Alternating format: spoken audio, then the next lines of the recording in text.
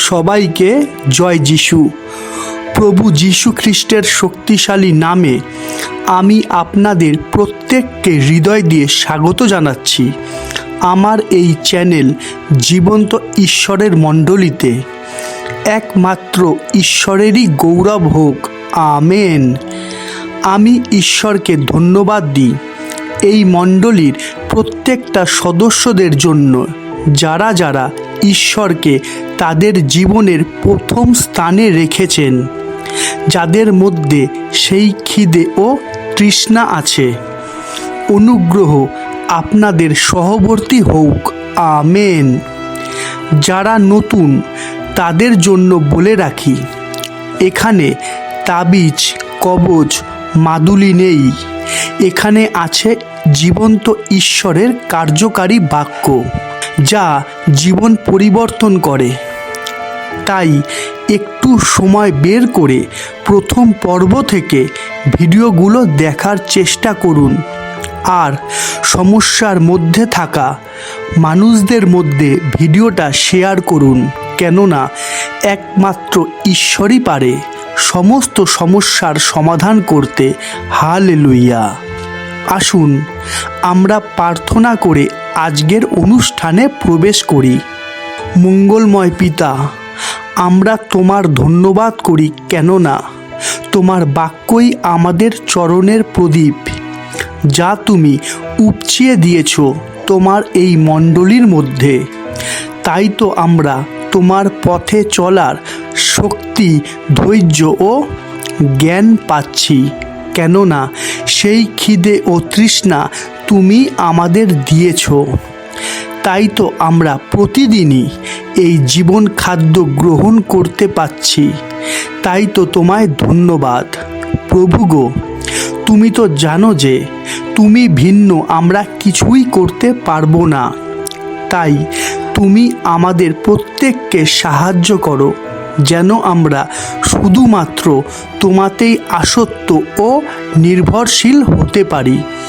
এই প্রার্থনা আমি খ্রিস্ট যিশুর নামে চাইলাম, আমেন। আজকের বিষয় ভাষণ নয়, শাসন বেছে নিন। আমি আবারও বলছি, আজকের বিষয় ভাষণ নয়, শাসন বেছে নিন। আজকের বিষয়টা খুবই গুরুত্বপূর্ণ, কেননা আজকের বিষয়টার দ্বারা আমাদের চোখ খুলবে, আর প্রভুর পথটা আমরা স্পষ্ট দেখতে পাব, আর জানতে পারবো যে ঈশ্বরের কাছে কিছুই লুকানো নেই। আমরা জানতে পারবো আমাদের করণীয়। তাই আসুন আমরা বিষয়টার গভীরে প্রবেশ করি। তাই হোক, আমেন। আমি আজকের টপিকের নাম দিয়েছি ভাষণ নয়, শাসন বেছে নিন। কারণ আমরা চিৎকার করে হালেলুয়া আর আমেন বলে থাকি। আমরা নিজেদেরকে বিশ্বাসী বলে থাকি।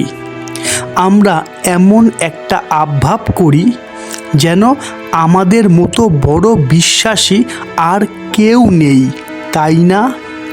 কিন্তু আমরা ভুলে যাই যে মুখে শুধু বড় বড় ডায়লগ থাকলেই বিশ্বাসী হওয়া যায় না, ঈশ্বরের সন্তান হওয়া যায় না। হয়তো আমরা আমাদের মুখের ভাষণের দ্বারা অন্যদের ভুল বোঝাতে পারবো, কিন্তু ঈশ্বরকে আমরা ভুল বোঝাতে পারবো না, কেননা তিনি হৃদয়ের অনুসন্ধানকারী। আমি আবারও বলছি, কেননা তিনি হৃদয়ের অনুসন্ধানকারী।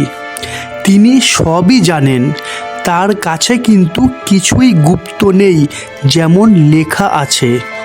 আমরা দেখি 2 তিমথিও 2:19। তথাপি ঈশ্বর স্থাপিত দৃঢ় ভিত্তিমূল স্থির রহিয়াছে, তাহার উপরে এই কথা মুদ্রাঙ্কিত হইয়াছে, প্রভু জানেন কে কে তাহার। তাই আমাদের ভাষণ মানলে চলবে না, কিন্তু ঈশ্বরের শাসনকে, কিন্তু ঈশ্বরের শাসনকে নিজেদের জীবনে বেছে নিতে হবে, কেননা লেখা আছে, আমরা দেখি প্রকাশিত বাক্য 3 অধ্যায় 19 পদ, আমি যত লোককে ভালোবাসি সেই সকলকে অনুযোগ করি ও শাসন করি। অতএব উদ্যোগী হও ও মন ফিরাও। অর্থাৎ ঈশ্বরের ভালোবাসা পাওয়ার জন্য আমাদের তার শাসনকে বেছে নিতে হবে, যা আমরা বাইবেল পড়ার মাধ্যমে জানতে পারি। আশা করি এতদূর পরিষ্কার। তাই এখন আমরা জানব যে ঈশ্বরের শাসন বেছে নেওয়ার অর্থ কী। আমি আবারও বলছি, এখন আমরা জানব যে ঈশ্বরের শাসন বেছে নেওয়ার অর্থ কী। আমরা দেখি যাত্রা পুস্তক 23 অধ্যায় 22 পদ, কিন্তু তুমি যদি নিশ্চয় তাহার রবে অবধান করো এবং আমি যাহা যাহা বলি সে সমস্ত করো, তবে আমি তোমার শত্রুদের শত্রু ও তোমার বিপক্ষদের বিপক্ষ হইব। কি লেখা আছে? বাইবেল পড়ার মাধ্যমে ঈশ্বরের যে আজ্ঞাগুলো আমরা জানতে পারি তা আমাদের পালন করতে হবে, কেননা ঈশ্বর তার বাক্যের দ্বারাই মানব জাতিকে শাসন করেন। আর ঈশ্বরের এই শাসনের মধ্যেই লুকিয়ে আছে ভালোবাসা ও অনন্ত জীবন। আমরা দেখি যোহন 12 অধ্যায় 50 পদ, আর আমি জানি যে তাহার আজ্ঞা অনন্ত জীবন। অতএব আমি যাহা যাহা বলি তাহা পিতা আমাকে যেমন কহিয়াছেন তেমনি বলি। হালেলুয়া। কিন্তু আজ কি চলছে? আমরা বড় হয়েছি, ভালো মন্দ বোঝার ক্ষমতা আমাদের হয়েছে, তাই আমরা ঈশ্বরকে ভালোবাসলেও তার শাসনকে গ্রাহ্য করি না আর করবও না। তাই তো আমরা বাইবেল থেকে পাওয়া সেই বাক্যগুলোই পড়ব যে বাক্যের মধ্যে আশীর্বাদ ও অনুগ্রহের কথা বলা হয়েছে, কিন্তু সেই বাক্যগুলো থেকে আমরা দূরে থাকব যে বাক্যগুলো আমাদের দোষ দেখিয়ে দেয়, যে বাক্যগুলো আমাদের শাসন করে, তাই না? তাই তো প্রভু যিশু বলেছেন, আমরা দেখি লুক 6 অধ্যায় 46 পদ, আর তোমরা কেন আমাকে হে প্রভু বলিয়া ডাকো, অথচ আমি যাহা যাহা বলি তাহা করো না। আজকের দিনে বেশিরভাগ মানুষই নানা সমস্যার মধ্যে ডুবে। জীবনে রয়েছে দুঃখ, কষ্ট, ভয়, হতাশা, তাই না? কারণ কি? আমি আবারও বলছি যে কারণ কি। আমরা দেখি হিতোপদেশ 16 অধ্যায় 2 আর 25 পদ, মানুষের সমস্ত পথ নিজের দৃষ্টিতে বিশুদ্ধ, কিন্তু সদাপ্রভুই আত্মা সকল তৌল করেন। একটি পথ আছে যাহা মানুষের দৃষ্টিতে সরল, কিন্তু তাহার পরিণাম মৃত্যুর পথ। অর্থাৎ নিজের ইচ্ছানুসারে জীবনযাপন করার দরুনই মানুষ সমস্যার মধ্যে পড়ে যায়, যা হয়ে থাকে ঈশ্বরের শাসনকে অগ্রাহ্য করার জন্যই। কেননা আমাদের যে কোনো একটা পথকে বেছে নিতে হবে, হয় নিজের ইচ্ছা, নয় ঈশ্বরের শাসন। তাই তো বাক্য আমাদের পরামর্শ দেয়। আমরা দেখি হিতোপদেশ 3 অধ্যায় 11 পদ, বৎস সদাপ্রভুর শাসন তুচ্ছ করিও না, তাহার অনুযোগে ক্লান্ত হইও না। অর্থাৎ ঈশ্বরের শাসনকে গ্রাহ্য করতে হবে, থেমে গেলে চলবে না। কেননা এই পথে সঠিকভাবে শুধুমাত্র সেই চলতে পারবে যার মধ্যে ঐশ্বরিক জ্ঞান আছে, আর ঐশ্বরিক জ্ঞান তার মধ্যেই থাকবে যে ঈশ্বরের শাসনকে গ্রাহ্য করে। যেমন লেখা আছে, আমরা দেখি হিতোপদেশ 12 অধ্যায় 1 পদ, যে শাসন ভালোবাসে সে জ্ঞান ভালোবাসে, কিন্তু যে অনুযোগ ঘৃণা করে সে পশুবৎ। দেখুন আপনাদের বাইবেল আপনাদের কি বলছে। তাই আমাদের নিজেদের চিন্তাধারা নয়, নিজেদের দৃষ্টিতে নয়, নিজেদের বুদ্ধিতে নয়, কিন্তু ঈশ্বরের দৃষ্টিতে যা ন্যায্য তাই করতে হবে। অর্থাৎ ঈশ্বরের শাসনকে গ্রাহ্য করতে হবে। কেননা মুখের ভাষণে নয়, কিন্তু ঈশ্বরের শাসনে জীবন আছে। আমরা দেখি হিতোপদেশ 7 অধ্যায় 1 থেকে 3 পদ। বৎস, আমার কথা সকল পালন করো, আমার আজ্ঞা সকল তোমার কাছে সঞ্চয় করো। আমার আজ্ঞা সকল পালন করো, জীবন পাইবে। নয়ন তারার ন্যায় আমার ব্যবস্থা রক্ষা করো। তোমার অঙ্গুলি কলাপে সেগুলি বাঁধিয়া রাখো, তোমার হৃদয় ফলকে তাহা লিখিয়া রাখো। অর্থাৎ বাইবেল শুধু পড়লে হবে না, কিন্তু তা পালন করতে হবে। ঈশ্বরের শাসন শুধু শুনলে হবে না, কিন্তু তা গ্রাহ্য করতে হবে। ঈশ্বরের একটা বাক্যকে আমাদের মনে রাখতে হবে, যা দৃষ্টান্ত রূপে তোমার হৃদয় ফলকে তাহা লিখিয়া রাখো। দেখুন, আমরা জানি যে শাসন কোনো পছন্দের বিষয় নয়, তাই না? শাসনে কষ্ট থাকে, কিন্তু মাথায় রাখবেন যে শাসনের মধ্যেই আছে সেই অনন্ত জীবন, যা থেকে একদিন আদম হওয়া বঞ্চিত হয়েছিল। আমরা দেখি হিতোপদেশ 3 অধ্যায় 18 পদ। যাহারা তাহাকে ধরিয়া রাখে তাহাদের কাছে তাহা জীবন বৃক্ষ, যে কেহ তাহা গ্রহণ করে সে ধন্য। হালেলুইয়া। দেখুন, ভালো করে বুঝুন। এইবারে আমি দেখাবো সেই অধ্যায় পদ যার দ্বারা আমরা ঈশ্বরের শাসনকে গ্রাহ্য করার মতো জ্ঞান ও বুদ্ধি পাব। আমরা দেখি ইব্রিয় 12 অধ্যায় 8 থেকে 10 পদ। কিন্তু তোমাদের শাসন যদি না হয়, সকলেই তো তাহার ভাগী। তবে সুতরাং তোমরা জারজ, পুত্র নও। আবার আমাদের মাংসের পিতারা আমাদের শাসনকারী ছিলেন, এবং আমরা তাহাদিগকে সমাদর করিতাম। তবে যিনি আত্মা সকলের পিতা, আমরা কি অনেক গুণ অধিক পরিমাণে তাহার বশীভূত হইয়া জীবন ধারণ করিব না?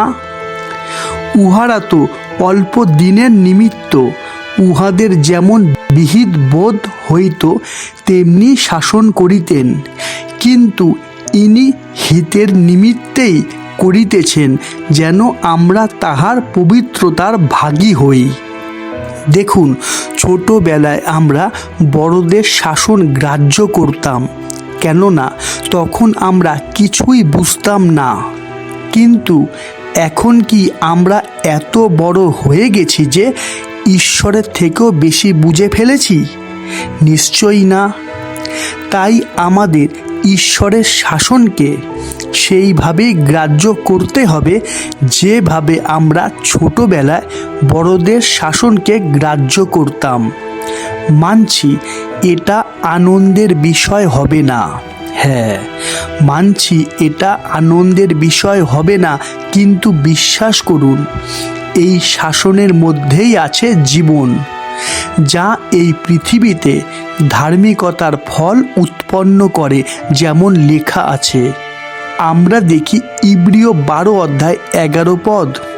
কোনো শাসনই আপাতত আনন্দের বিষয় বোধ হয় না, কিন্তু দুঃখের বিষয় বোধ হয়। তথাপি তদ্বারা যাহাদের অভ্যাস জন্মিয়াছে, তাহা পরে তাহাদিগকে ধার্মিকতার শান্তিযুক্ত ফল প্রদান করে। আর এই জন্যই তো ঈশ্বর আমাদের মনোনীত করেছেন, যেন আমরা জীবন পাই, যেন আমরা ফলবান হই, যেন ঈশ্বরের সাথে আমাদের একটা মধুর সম্পর্ক গড়ে ওঠে, যেমন লেখা আছে। আমরা দেখি যোহন 15 অধ্যায় 16 পদ। তোমরা যে আমাকে মনোনীত করিয়াছ এমন নয়, কিন্তু আমি তোমাদিগকে মনোনীত করিয়াছি, আর আমি তোমাদিগকে নিযুক্ত করিয়াছি যেন তোমরা গিয়া ফলবান হও এবং তোমাদের ফল যেন থাকে, যেন তোমরা আমার নামে পিতার নিকটে যাহা কিছু যাচনা করিবে তাহা তিনি তোমাদিগকে দেন। হালেলুয়া। আশা করি আজকের বিষয় ভাষণ নয়, শাসন বেছে নিন, এই শিক্ষা আমাদের প্রত্যেকেরই কাছে পরিষ্কার, তাই না? তাই তো আমি বারবারই বলে থাকি যে দেখবেন না কে কি করছে বা কে কি বলছে, কিন্তু দেখুন ঈশ্বর তার বাক্যের দ্বারা আপনাকে কি বলছেন। তাহলে আমরা বুঝতে পারলাম তো যে ভাষণে নয় কিন্তু শাসনে জীবন আছে। কেননা যে ঈশ্বরের শাসন গ্রাহ্য করে সেই বিশ্বাসী, সেই অনন্ত জীবনের অধিকারী, কেননা সেই হলো সত্যিকারের ধার্মিক। আচ্ছা, একটা কথা বলি, আমরা অনেক সময় প্রার্থনা সভাতে ধন্যবাদে আমাদের সাক্ষ্য দিই, তাই না? তাই আজ আমরা শুনব রাজা দাউদের সাক্ষ্য। দেখি তিনি কি সাক্ষ্য দিয়েছিলেন। আমরা দেখি গীত সংহিতা 37 অধ্যায় 25 পদ।